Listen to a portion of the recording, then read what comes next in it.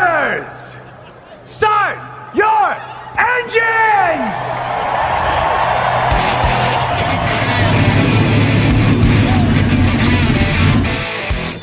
Hit the pace car! What for? Because you hit every other damn thing out there, I want you to be perfect! When I'm driving, I got a guy on the radio who talks to me. It's him, but he talks to me. Well, I wanna be a race car driver, pretty girls eating from my hand, yeah. Wanna live a life of fun and danger, no sweating working for the man, alright. Hey, race fans, welcome to the Hoopazoo Radio Network and welcome to the Draft from the Circus program. My name is Frank Santoroski. Luis Torres and I will be with you for the next hour as we talk about everything in racing. Before we get to that, I want to let you know our show is sponsored by Dan Blay Racing Art. That's Blay, B-L-E-Y. You can find him on Facebook and get you a nice custom-made IndyCar diecast of a car that is perhaps not manufactured by Greenlight. Also, Mark Dill and the legend of the First Super Speedway. Find him at firstsuperspeedway.com, where you can buy a copy of his fantastic book and also look at some racing history information on that site. So, Louise, my man, how was your trip to Sonoma? Well, for the first time since 2013, we had clouds on race day, but it ended up being like 2005 where it was cloudy for a good chunk of the race and then it turned sunny. Yeah, so at the end of the day, it was Daniel Suarez taking his first Cup win, and I know you're pretty excited about that. You and Daniel Suarez share some heritage. I mean, great day for this young man. Great day for all the fans in Mexico. And again, here's a guy who's just a really talented and likable guy who works really hard at his craft. And he's earned this win. This is not one that fell into his lap. He's worked hard for it, with his years with other teams here. He's with Trackhouse Racing now. Trackhouse has proven themselves to be an up-and-coming team. And so just really wonderful, wonderful fan reaction all around. Everybody kind of happy to see this guy win because he's such a likable guy. But how long do you think he's been holding on to that piñata, that taco-shaped piñata to celebrate his first win? Give it about a year and a half for sure. Yeah. I mean, it's we know his teammate has the keeps fresh watermelons around to smash for a win, but this was a little bit different. But a good day for that young man. And again, so you were at the race though. So take us through it a little bit. Yeah, it started off quite like it's almost like last year with Kyle Larson in control. He won his fifth race at Sonoma pole in a row, 17, 18, 19, and 21 and 22. And it looked like things are going to go his way. Like at this time of the year, that's when the ball got rolling for Larson.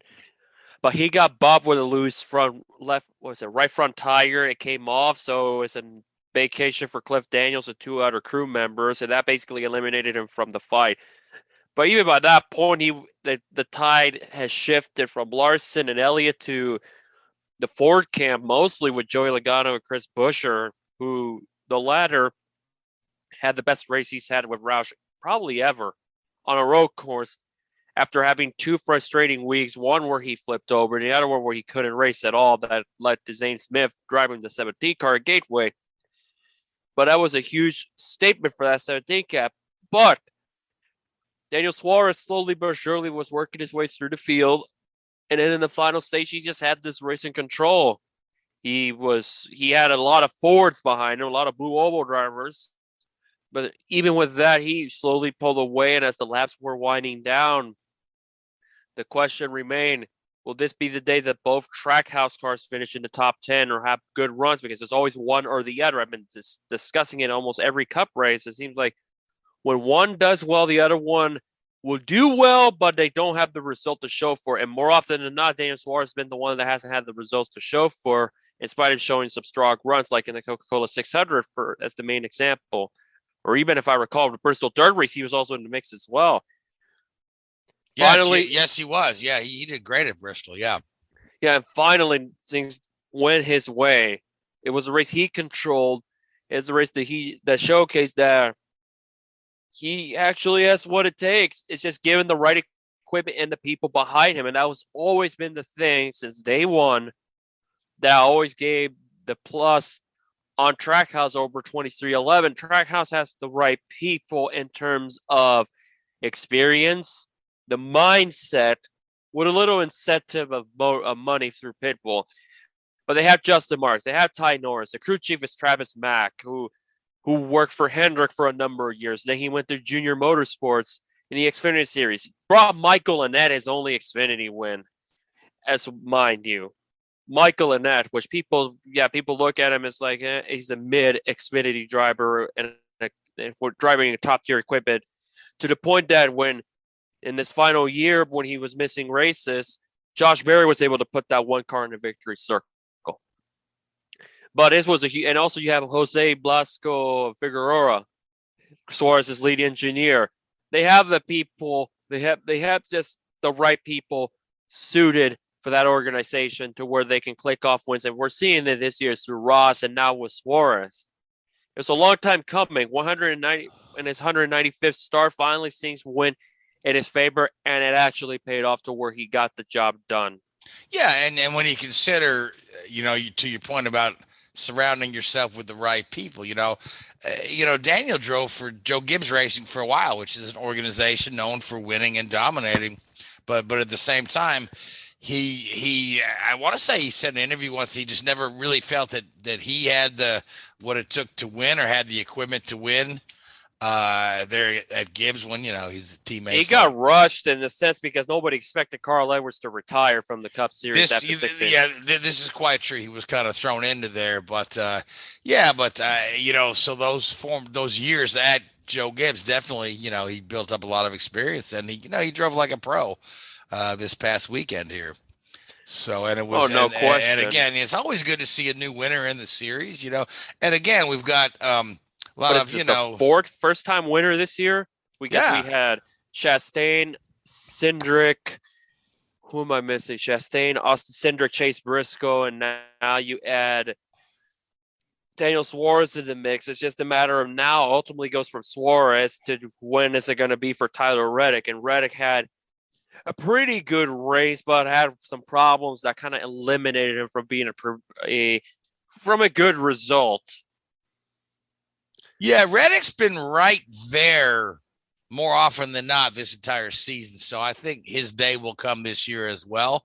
Hopefully it comes before the chase cutoff or the playoff cutoff, and he can get into the playoffs there. But even if it doesn't, I mean, here's another young guy who's well worthy of a win there. And then even if we look at the top three there at Sonoma, it's not your usual suspects. You got Suarez, Chris Buescher, Michael McDowell, who has had flashes of brilliance in the past, but more often than not, he's never had the results because, believe it or not, this is his first top three and top five result outside of Daytona and Talladega in his entire career. And McDowell comes from Star Mazda, which is the equivalent of the Road to Indy today. He ran in Grand Am. He ran some Champ Car. But he's got a lot. Results. He's got a lot of road course experience under his belt. So so good result for him. And again, a good result for Chris Buescher because other than coming out strong out of the box at Daytona, there that's the Keselowski-led Roush team has really struggled since Daytona. So it's good for them to have a nice result. Buescher has had good runs. He's just outside. He's just fighting to be in the top 20 points, ultimately trying to see if he can work his way into the playoffs via points, which right now there's only 4 spots available, 10 races left in the regular season. And at times it feels like Buescher has run more well than Cindric. And Cindric had a top 5 at Sonoma, which was much needed to say the least, because aside from the Daytona 500, he struggled. He's had the rookie jitters in the Cup Series. And in spite of the fact he ran 6 to 7 races a year ago, he's definitely feeling the pressure of being in the sports top level, more so that he right out of the gate won the biggest race of them all. Yeah, that really threw a spotlight on him, and as rightfully it should, you win the Daytona 500.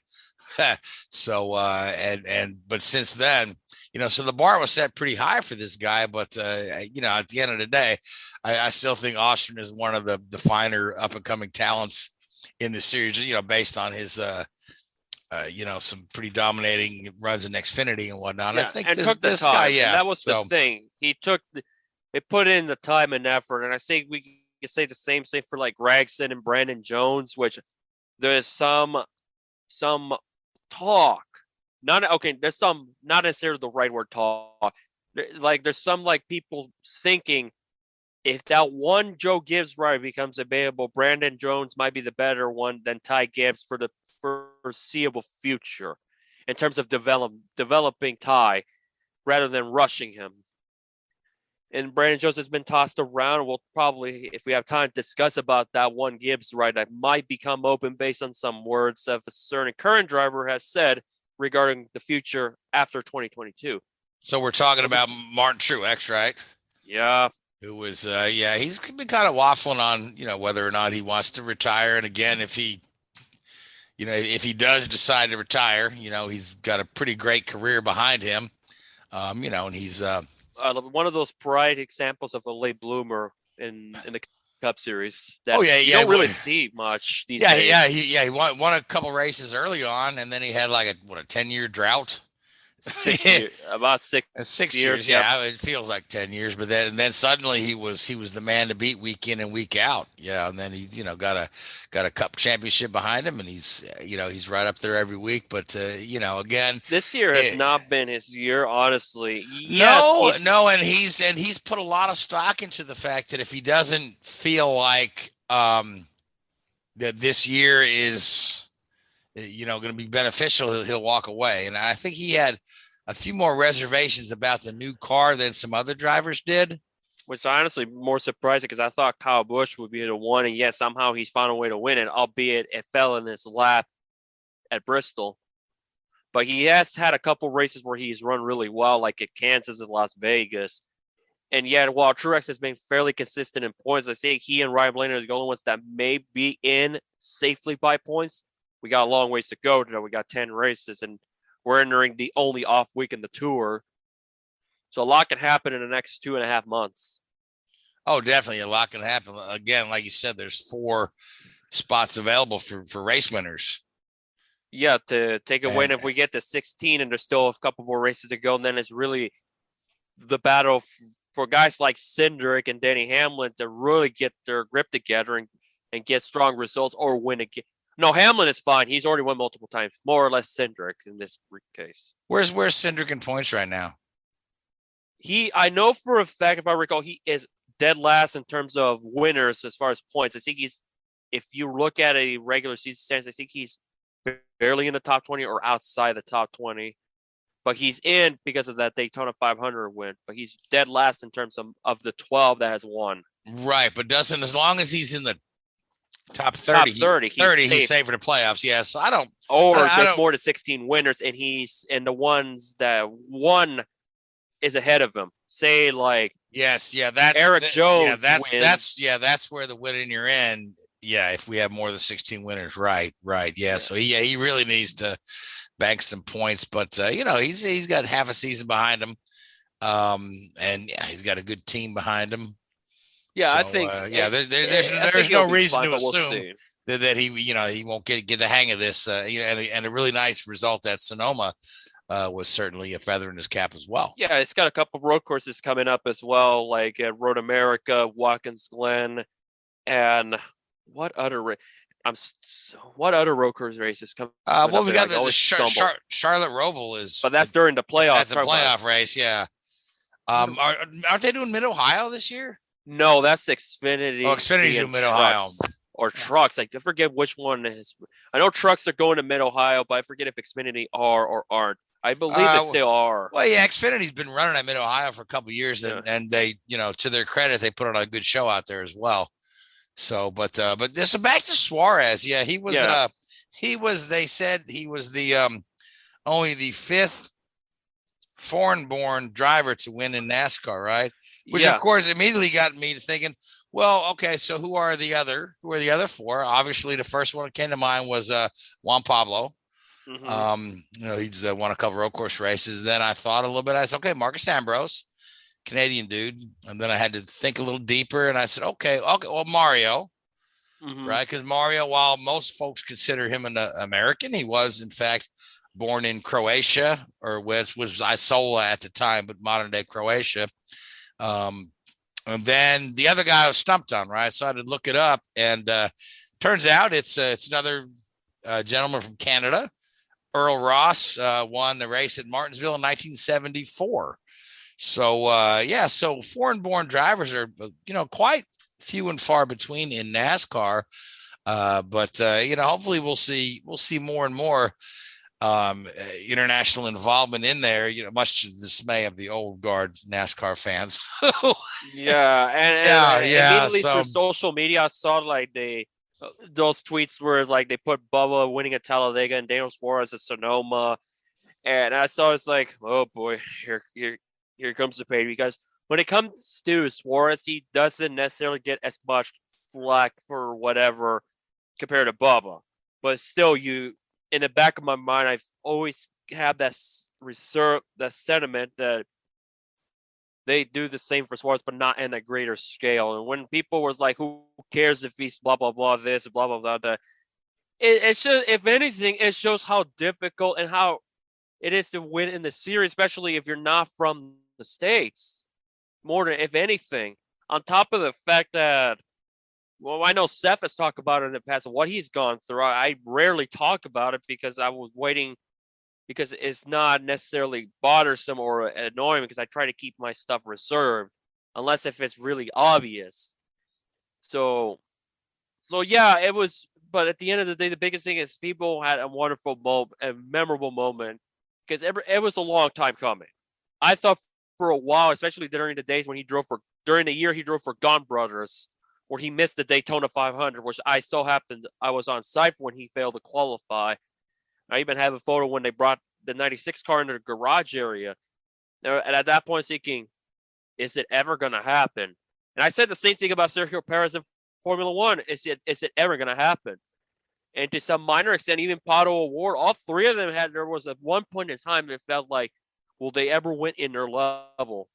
And lo and behold, the last couple of years, Perez has got 3 Formula One wins, including in Monaco, which he had the race in control.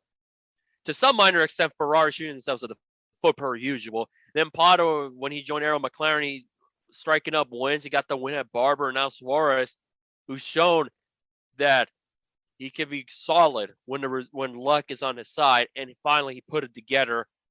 And now, and like Suarez said in the press conference at Sonoma, this may just be the beginning. Sometimes when you win, you click off wins from there. It's kind of like with Tyler Reddick in the Xfinity Series when he went to RCR. Things clicked. Or Ross Chastain, even his teammate, or Suarez's teammate, once he won at Coda, he started racking up strong runs to where I believe he is second or third in the regular season standings. Yeah, I mean, getting that first win in the bag, I mean, that's like getting a monkey off your back, And then you go into the next race weekend with momentum. You have a lot of that doubt in your head that will I ever win? All that doubt is erased. Now you can do it, and we've seen multiple guys take a long time to get to their first win, and then become consistent winners. And this is, across the board in a lot of different racing series. So, but sometimes getting that first one comes very easily, to a young guy, and other guys, they have to mire around midfield or mire around the back for a while, but, but again, but back to the whole, social media comments. Okay, I wouldn't care where Daniel Suarez was from. You got to be happy for this guy, because here's a racer who has put in the work. You know what I mean? Yeah, he's put in the dudes. Yeah. He's built strong connections. I mean, look at Coca-Cola; they stuck with him to the point when you look at the Coca-Cola family roster. You can arguably say Suarez is their main guy, because back in the day, 20 years ago, you had a slew of Coca-Cola drivers like Bill Elliott, Dale Jarrett, Kyle Petty, Dale and Earnhardt yeah, was, yeah. Tony Stewart, Bobby Labonte, dozens of others where you can pinpoint. You can pinpoint which ones were like their main guy.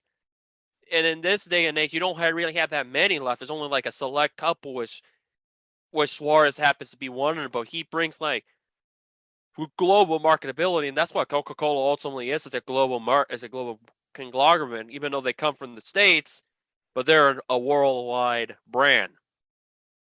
Exactly. Yeah. So And now we had the Xfinity guys were off, right? yeah, And but the trucks raced at Sonoma, right? Yes, the truck race at Sonoma. Before we talk about it, to kind of wrap up the Cup thing. Oh no, go right ahead. Sorry. Yeah, at the end of the day, this is a huge deal. It's huge for Mexico because we have not seen this many drivers be successful and be competitive in multiple disciplines in a real long time, if not probably ever. Because when you look at the Rodriguez's, it was just exclusively Formula One and sports cars. That's all they had. And then when you look at the tail end of Card and that ushered in the Champ car, and you had Adrian Fernandez, you had several like Rodolfo Levine. You also had one guy as a class winner at Le Mans, Bernard Jourdain, Adrian Fernandez. Yeah, but only one or two of Mario Dominguez. Adrian Fernandez was probably the more consistent of them and could have been a champion in 2000. He was one of those 6 drivers that was going for the kart title at the turn of the new millennium, but they were all under one exclusive discipline. This day now we have 3 to 4, maybe a couple more in the foreseeable future that may not just be from Mexico. They could be descended from Cuba or Puerto Rican or whoever it might be in the central Latin America community. They're really doing well. And for the first time, there have been 4 different drivers from Mexico to have won in 4. In theory, they're 3 different disciplines, but they're 4 different sanctioning bodies with Pato, Checo, Suarez, and the name is slipping by me. He used to run Champ Car for a cup of coffee, but won as a class winner in Le Mans this past weekend. That's also from Mexico. So it's a great time. And for once, I feel like I don't have to think about the negatives and the bad stereotypes and any of that. Being around the Daniel's Amigos, there was hundreds of them. They had their own dedicated grandstand area, which is right around the drag strip portion, and then next to the hill of the carousel. They got to share a moment with them and seeing the flags of Mexico, some of them with their Monterrey soccer gear. And just when I captured those moments on Twitter, it just hit different to the point. It felt like a championship. It felt like a championship. It probably tops Hemrick's title celebration. It's going to rival Elio's 4th more on a personal level with Suarez. You got to understand is a personal resonance. And why I put it up there with Elio's 4th Indy 500 win, or even rival, as probably the most buzz-worthy victory lane celebrations I've ever witnessed. Yeah, it was. It was really fun to watch, and it was great to see. Anytime there's a new winner out there, it's pretty fun to see. But yeah, I mean, with my amigos there, the giant taco. So you know what I mean? Yeah, I was thinking like it's like nice, a taco. Well, whoever tossed it stuck the landing, albeit the taco was upside down, but it stuck the landing. And when you see the bumper cam, I was thinking, is he going to run over? And then it's like, he actually punched the piñata. And there was a swarm of photographers and videographers in that pile, and that scrum is like, even I had to accidentally step the chocolate candy, like the Reese's cups and all that. It's like, it's hit the tracks probably 90 to 100 degrees already. It's gonna melt anyway. It didn't really matter. Just seeing like Justin Mars, Suarez's girlfriend Julia Piquet, who Suarez credits a lot, kind of like through the patience level and being supportive of him through thick and thin. Of course, Julia is Nelson Piquet's daughter. One of the Nelson Senior's daughters. Of course, the other one being Verstappen's girl. I can't remember the name right now, but that's besides the point. It's just a wonderful moment seeing like colleagues, corporate people, even on Twitter, you saw a lot of Hispanic people give like Perez and Danny Trejo and several people. It's a popular win, no matter how you want to spin it, regardless. And I think exactly. Yep. And I said this in the back of my mind: if there's one place I feel like Suarez should get his win, it should be a Sonoma or Texas because of the large fan base he's got. Oh, without a doubt, yeah. And it so happened to be at Sonoma on a road course where I felt like he had a shot at winning for months. I felt like that is the track he's probably going to do it. And my gut was correct, and it turned out to be much bigger than just simply winning. He had that final stage in his hand. All right, so let's talk about the truck race just briefly, and then we'll move on to talk about IndyCar Formula One and a little bit about there was that little short little race in France, 24 Hours of Le Mans. We can talk about that here a little later, but just real quick recap of the trucks. Yeah, Kyle Busch in his final race of the season in the trucks, a beautiful Yahoo number 51 Toyota Tundra Pro. I think that's what they call it now, TRD Pro. It's a truck. You get what I mean. But Kyle Busch ended up winning. No surprise when it comes to the lower divisions. There was a late race red flag that involved Josh Bilicki and Stuart Friesen. The 30 truck was not supposed to be Bilicki, but Colin Garrett. Colin, he had like a drug test that took too long to get a feedback whether or not he can be approved to run. There was a lot of approval issues this weekend. It involved the 30 and also involved the two G2G trucks where I think Mason Filippi and Travis McCullough. None of them, the 47 failed to qualify, didn't even get a chance to hit the track at all. And then Mason Filippi was replaced by Stephen Parsons in the 46 truck. One way or the other, those two trucks are towards the bottom of the points to begin with, so they were not going to be contenders either way. But speaking of Suarez, he ended up actually filling in for Carson Hocevar, who after 10 or so laps lost two due to the driver change that took a while because it took place under green flag conditions. So Suarez has kept himself busy, but Carson Hocevar gets the points, and Suarez brought it home to a top 10 after being 2 laps down.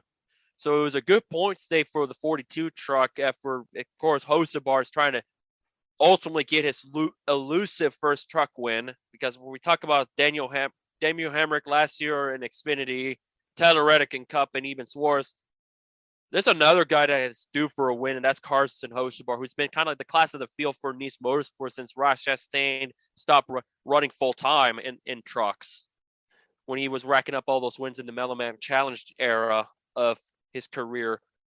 Yes, of course, he still runs there, but not a whole lot because, of course, he's now a full-time Cup driver, and it comes with a limited schedule. A certain race you have to run in, depending on how many years you've been in Cup. But yeah, Kyle Busch ended up winning the whole ordeal. Haley Deegan, again, can't find any luck if her life depended on it. And I thought for the most part, they held their own. It wasn't much of a disastrous crash like the Truck Series tend to be the past year and a half. So I saw they held their own. Yeah, you had the red flag, but the wall got moved over. Similar, it's the type of walls you saw in the Busch Light class where, except for Justin Haley's getting done by Kyle Larson to the many people's eyes, when the wall moves, you have to align it and you have to stop. And there was also oil on the track, and there was not that many laps to go, so it's justified they had to stop the race because it looked Bilicki's truck was completely destroyed. It honestly was. And finally, Brad Perez finished 22nd. There's a feature piece that is in the works. I hope to have it out within a day or two as of this recording. All right. Sounds good. Appreciate the report. So let's move on from NASCAR Cup. We've got the weekend off next week. Yep, except for the Truck Series, they run at Knoxville. Yep, that'll be fun to watch. Watch them on a little short track there. So IndyCar is on their little, break. With 4 in a row. Before their break, they've got a couple of weeks off after racing at Road America. And it just always, I mean, for Cup to run at Sonoma and IndyCar to run at Road America on the same weekend just shows the extreme dichotomy between those two road courses that are both the great American road courses. But you look at all the dry and the brown Sonoma, and then we flip over to Road America and see how lush and green and how beautiful that place is, and how long that course is and how fast that course is. It's just I just always love Road America. It's they always put on a pretty darn good race there. It's a fun place to go to. I haven't been there in a while, but I did live in Wisconsin for a time and would go to Road America every year. But in this year's edition, we saw Alexander Rossi, qualify on the pole, coming off of a pretty good run in Detroit, where he possibly, had a shot at the win had Will Power not played this strategy perfectly. But now Road America, there's not a lot of opportunity to kind of go off strategy. Number one, because of the length of the lap.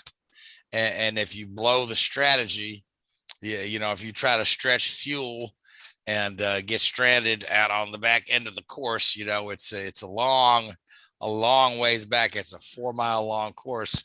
There's no shortcut cut through either. It's just not viable. You need a lucky caution to get back in the fray.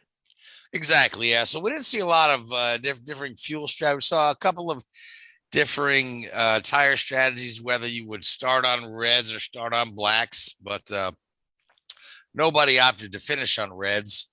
It was, Rossi played it pretty well. And everybody was kind of touting him as the winner. So this is when he would end his 3-year-long losing streak, because he has had a couple of wins at Road America, and his last one back in 19 was in quite dominant fashion. But Joseph Newgarden wasn't having none of that. Newgarden, who had a great performance last year, only to be taken out by a mechanical in the closing moments of the race on the final restart for a 1-lap yellow due to Ed Jones spinning. Yeah. So there's another guy who's won some vilification here, but Rossi, as a matter of fact, after playing it pretty cool all day and he led the early stage in the laps. He lost the lead to Newgarden on pit stops at one point in time.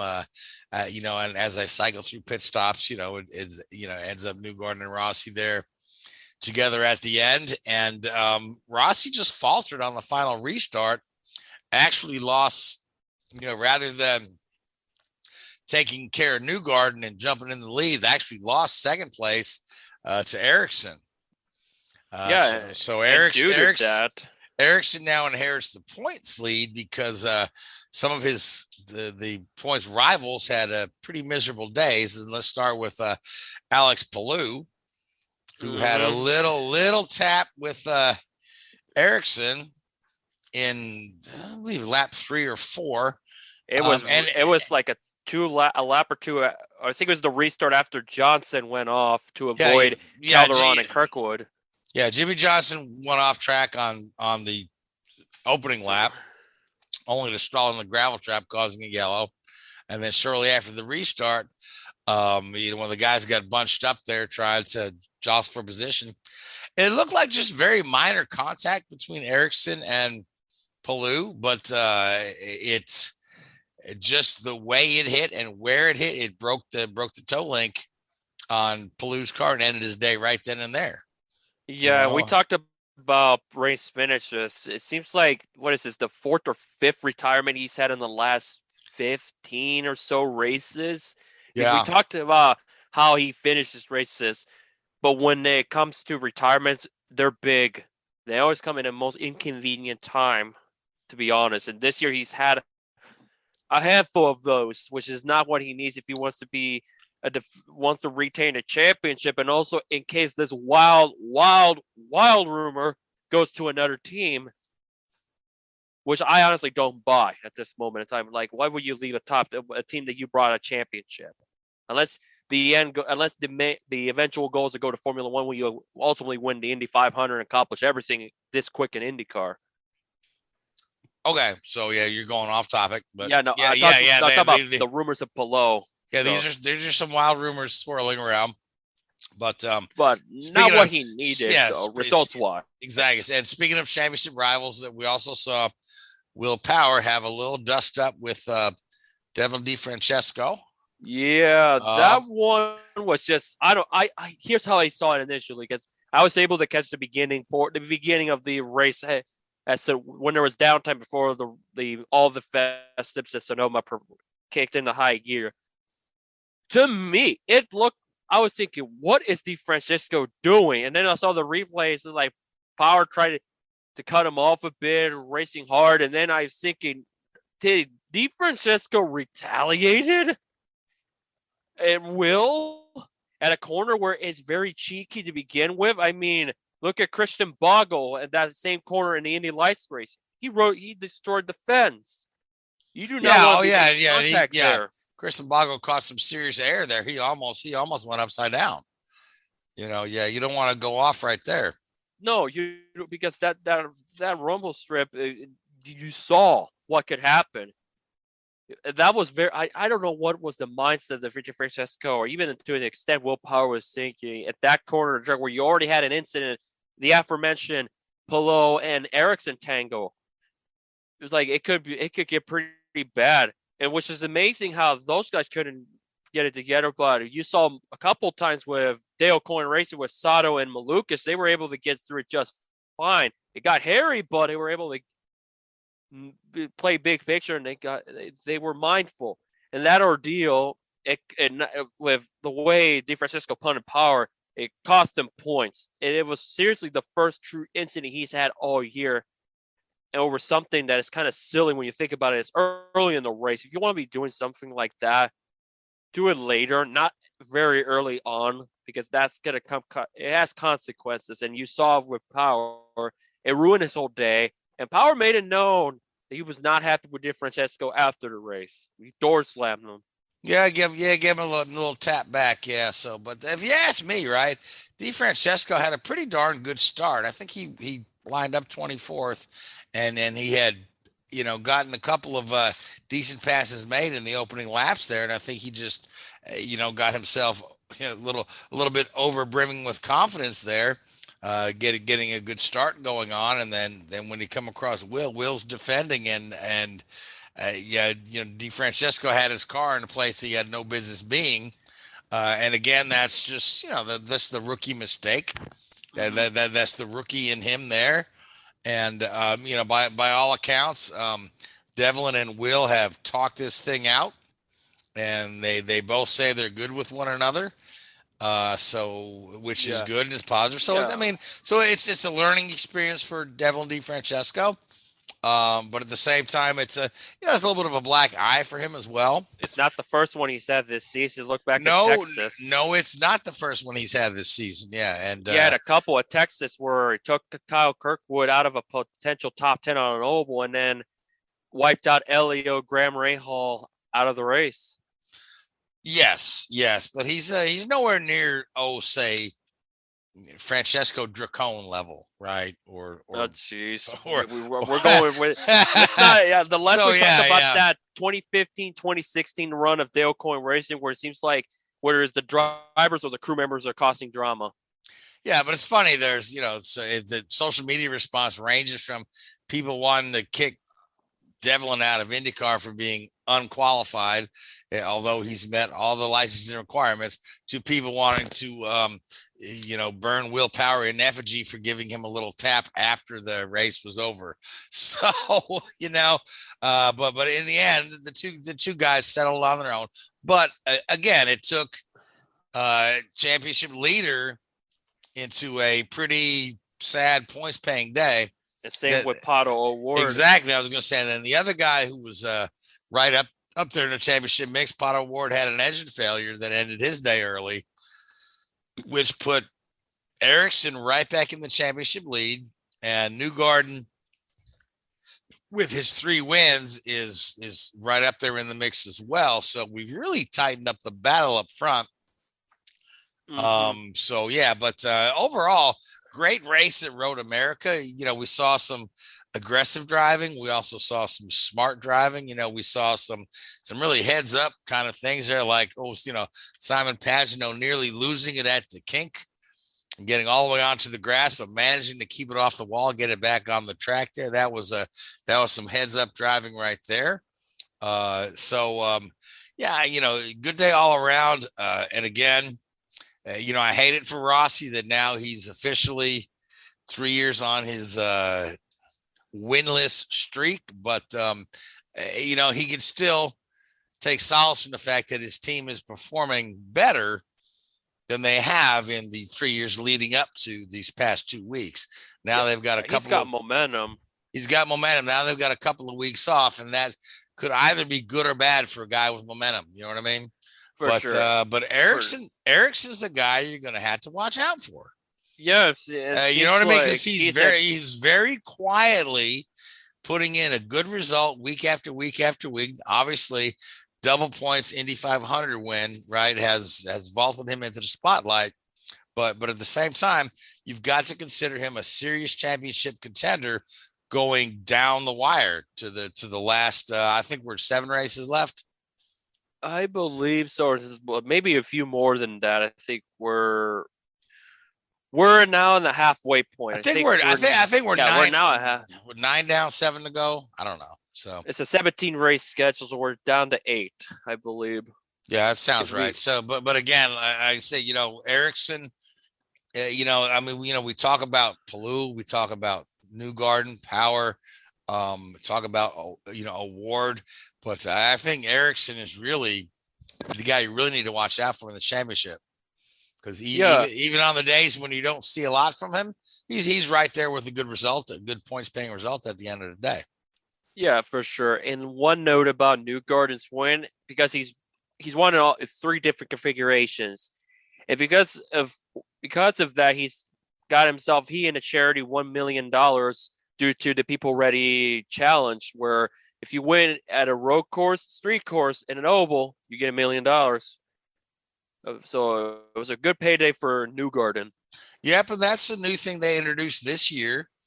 And we had talked about it back after, when Newgarden won back-to-back at Texas and Long Beach, that, the next race was on the IMS. Was it Barber or was it IMS road course? It was Barber, because that was the first race of the month of May, and then it was the Grand Prix. Yes. So, but if he had won that, he would have had the million there. But again, he's the first year they've done this. He's the first guy to win this thing, and it's just a great program because again, not only does Newgarden get some money in his bank account, but his favorite charities are going to get a nice boost in what they're trying to raise for their causes. So really good stuff there. So, but again, we're off for a couple of weeks in IndyCar, and then I think I'm trying to remember where we're racing. Mid-Ohio. Yeah, Mid-Ohio in a couple of weeks, which is again, a race that could favor a guy like Ericsson, who's really doing well in his championship, or a guy like Rossi who desperately needs a win. So, so Mid-Ohio, always a pretty good race. That's coming up soon. Yeah, we'll see how things go over the next few weeks, because after that, it's that boom, boom, boom period where you go from like Mid-Ohio, Toronto, the Iowa doubleheader, back to the Brickyard, then Nashville, and you have Portland, Laguna, and I think a couple more others as well. Yeah, IndyCar does have those, it's like boom, boom, boom, boom, race, 3 weeks off, So, yeah, I mean, eventually they'll get that dichotomy worked out of the schedule, but that's been a work in progress for a couple of years. But I really believe that, guys like Jay Fry and whatnot are really kind of work on that. But you got to have number one, you have to have date equity with your tracks. Right. And you got to have dates that work for your tracks. The fact that, a track with a date that doesn't work is the kind of thing. It's kind of reason why we don't see Watkins Glen or we don't see Fontana on the schedule anymore, because the series couldn't find a date that worked for both the series and the track. So I think right now, a lot of the races on the schedule have dates that work for them. So the immediate thing, I guess, is to find a couple to fill in those, longer gaps in the schedule. Yeah. And that's something that it's very difficult to do. Yeah. It's a balancing act, because you've got to, you're dealing with promoters, track owners, sponsors, the series, the teams, there's a lot to consider. But at the end of the day, I like the tracks we run on this day and age. Obviously the core old time fan base would love to see some more ovals, but we just don't have the attendance there at the ovals. But if you looked at, we had a really good crowd at Road America. Iowa is expecting a very good crowd, as I believe. I'm not sure what the ticket sales look like at Gateway for later in the season, but they've had good crowds at Gateway as well. Mid-Ohio always packs the stands, or packs the hillsides rather. The Xfinity weekend, where they're sharing the stage with Xfinity before the Brickyard, that one's on and off. But if you look at, do you can buy what they call a flex ticket, and there's 3 different grandstands you could sit at. This is for the Saturday, and for that Saturday, you're going to get, I think, a Cup practice session, the IndyCar race, and the Xfinity race. And you know what this ticket costs? It's got to be 20. 55 to 20. And where are you living? 1950? $55. But I think you can sit in there's 3 different grandstands you can sit at, and it's the lower sections of the grandstands, but you can move around throughout the day. And I think it's just a great deal that they're doing this, because number one, Lord knows the Xfinity guys need more eyes on them. A lot of times we see, the Cup race on Sunday has got a lot of folks in the grandstand, but if you watch the Xfinity race on Saturday, there's significantly fewer. And then, of course, IndyCar, has had events here and there where they played some very modest crowd. So I think that the Xfinity Series and the IndyCar Series can really help each other out, by having these sort of ticket package deals that are reasonably priced. You know what I mean? You take your family of 4 out there for a little over $200. Yeah. Where a lot of places you go, one ticket, one seat is $200, If you want to go see your favorite musical artist, one seat is $200, right? So, yeah. All right. So speaking of very expensive seats, let's talk about a Formula One race in Azerbaijan. For some reason, it was at 4 a.m. this year compared to last year being around 5 or 6. Okay, I watched the replay. So I haven't had a chance to see the replay because I've had a busy few days, but I'm aware of what's gone on. Yeah, especially Ferrari again. Ferrari, yeah, double retirement for Ferrari when they had very fast cars. Both their guys looked really good. Leclerc looked poised to probably win that race, but again, the reliability shot him in the foot. They both had, like Sainz was, I'm not sure if it was an engine failure or a gearbox, but it was definitely something powertrain related. And of course, Leclerc, obviously the engine went up in a big cloud of smoke. So, which opened the door for a Red Bull 1-2 and a Mercedes 3-4. Although Gasly was right there in the mix, almost breaking up that Mercedes party until they got around him later in the day. Yeah, so I mean, Red Bull has the combination of speed and reliability where when Ferrari falters, they're right there to pick it up. And when Red Bull's on their game, they're still on their game at the end of the day. I couldn't believe the graphic I saw that it was Max Verstappen's 25th Grand Prix win. Yeah, and he's already won more races than. Well, this ties him with Jim Clark. Yeah. I know, but I was like, okay, to me, because time goes so fast. I still think of Verstappen as this new guy, right? But I'm like, my God, has he really won 25 races? Yes, he has. So, yeah, and he's already got more podiums with Red Bull than Vettel. Right, and Vettel, you're talking about a guy who won a championship 4 years running, right? Including winning 9, 10 in a row to cap off one of the championships. Yeah, didn't he? Didn't he break a record when you consider the wraparound to the following year? Or he matched the record with Alberto Ascari, I believe. Think he surpassed it somewhere. He may have, yeah, because and we're talking about a wraparound from the end of one season, beginning of the next, with consecutive wins. But Verstappen is. I mean, you talk about, you say, Hamilton's records right now look unbeatable. Well, shoot, Verstappen's only been in the game a couple of years. He's still, 23, 24 years old? Going to be 25 soon. So he's 24.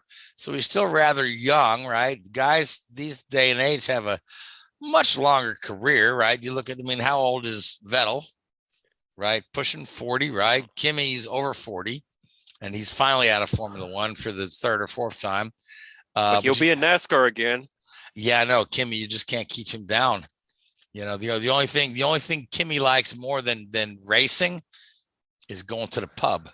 But yep. So, but yeah, I just couldn't believe when I saw the graphic that Vettel's 20, or not Vettel, rather Verstappen's 25th win, but it really puts some distance between him and Leclerc in the championship. As a matter of fact, Leclerc is down to third, and Max's closest rival is his teammate Sergio. So you got Red Bull 1-2 in the championship, 1-2 in the race, and good run for Sergio. He started up front, took the lead early, but obviously he wasn't able to hold Max off, and whether that's team orders or just Max is a little more accomplished or Max gets better equipment, time will tell. But for Perez to get him a second place finish, at a tough track like Baku, it's not a bad day. Not a bad day. Yeah, it's just start points today. If you would have told me Paris would be second at this point in the season and not awfully far behind Verstappen, I probably would have looked at you sternly, because this is like a golden scenario for Red Bull, because if they get somehow 1-2 and run away with the constructors, this speaks volumes when you're at the end of the day. So, but we'll see how Ferrari do in Montreal, and they really need to get it together in Montreal, because if they don't get it together in Montreal, it's going to be a Red Bull runaway. Yeah, Ferrari has more often than not had the fastest cars through practice and qualifying. They just haven't been able to translate that to, a money in the bank on Sunday. And some of it is reliability. Some of it is dumb luck. You almost got to feel bad for Charles, man, because he was looking like the championship favorite early on. Now he's down to third, and these engine failure, nothing he could do.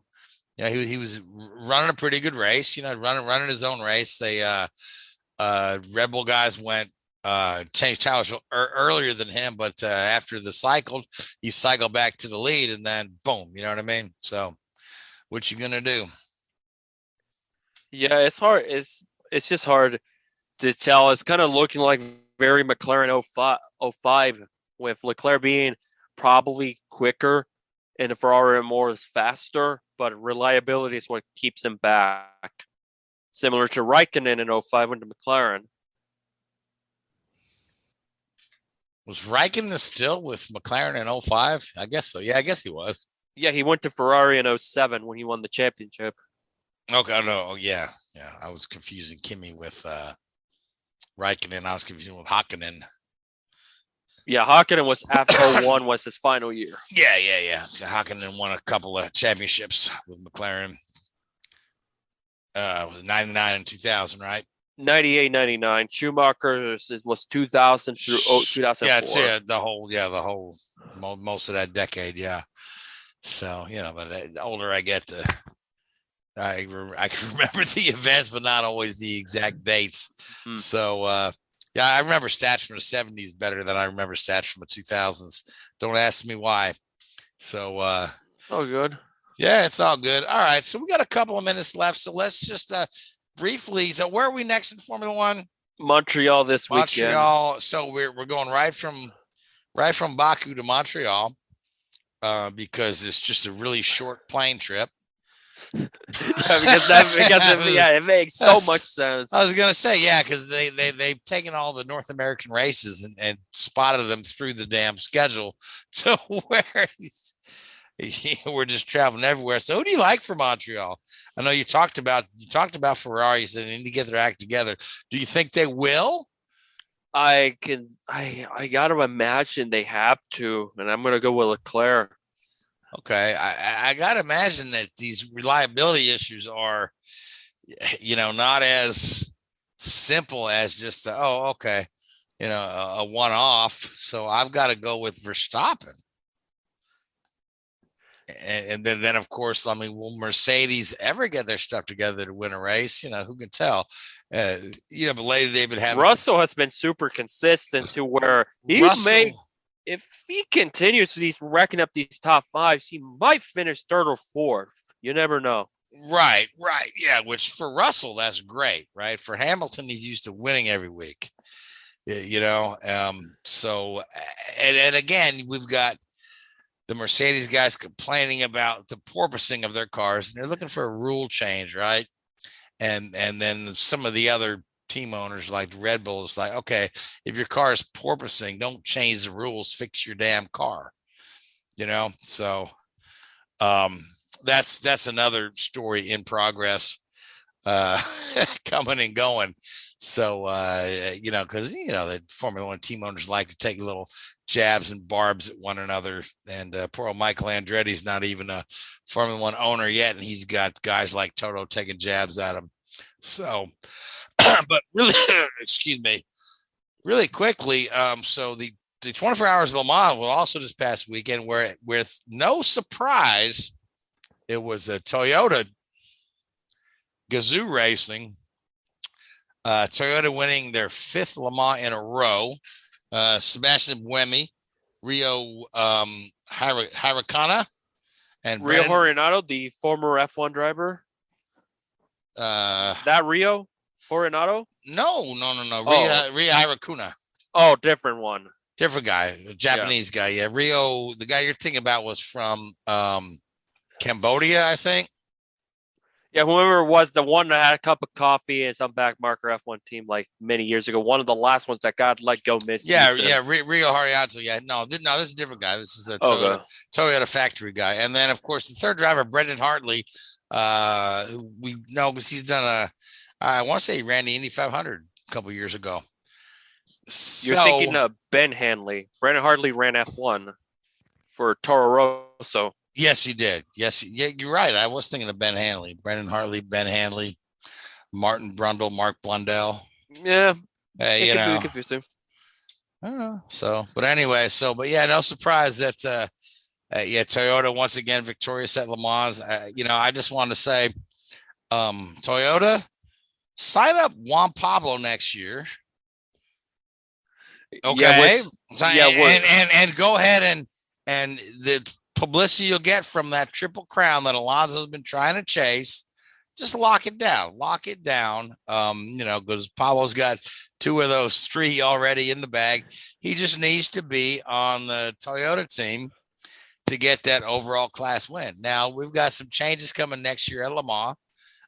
So I don't know if that's going to take, that would be Juan Pablo's luck that the rule changes for next year and the class changes for next year will we'll either take him out, help him, or hurt him. But yeah, so yeah, good stuff coming out of Le Mans, and we are just right about at our time limit. So, Louise, final thought from you on the week. I know you're still just bathed in excitement after going out to Sonoma and seeing Suarez get that win.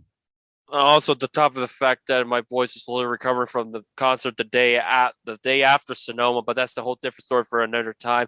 My dumb thought Montoya was in Le Mans. Turns out he's not. He wasn't in Le Mans looking at the results. So, and also I come to find out Goodyear is in WEC. So the more you know. Goodyear tires or Scott Goodyear? Goodyear tires. If it was Scott Goodyear, I've heard that announcement a long time ago. If it was Scott Goodyear, he'd probably pass the pace car. So anyway, I know. Ouch. Poor old Scott Goodyear. Anyway, Louise, thank you so much. I want to thank the Hoopazoo Radio Network. I want to thank iHeartRadio, Spreaker, Google Podcasts, and YouTube. I want to thank you, Dan Blay Racing Art. I want to thank Mark Dill and Legend of the First Super Speedway. But most of all, I want to thank you folks who listen to us every week. But till next week, good night. WHOOBAZOO, that's Hoopazoo.com. Enter website, enter website, enter website, enter website.